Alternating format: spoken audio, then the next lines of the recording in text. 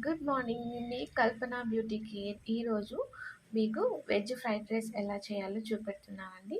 దానికి కావాల్సిన ingredients: beans, carrot, capsicum, basmati rice, onions, పచ్చిమిర్చి, జీడిపప్పు, పుదీనా, అల్లం వెల్లుల్లి పేస్ట్, బిర్యానీ దినుసులు, నువ్వులు, ధనియాల పొడి, పసుపు, కారం అండి. ఇప్పుడు మనం ప్రాసెస్ స్టార్ట్ చేద్దాం. ఇప్పుడు నేను స్టవ్ పైన హాట్ వాటర్ వేడి చేసుకున్నానండి. ఒక పాత్రలో వేడి నీళ్ళు,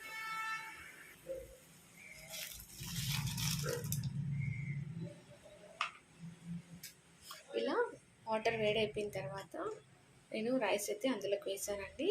రైస్ మనకు పొడి పొడిగా రావడానికి నేను ఆయిల్ వేసాను, అలానే ఇలాచీ పౌడర్ వేసానండి. కొంచెం పొడి పొడిగా వస్తుంది, టేస్ట్ కూడా బాగుంటుంది అనేసి ఇలాచీ పౌడర్ వేసాను. సో ఇది మంచిగా మనకు బాయిల్ అయిన తర్వాత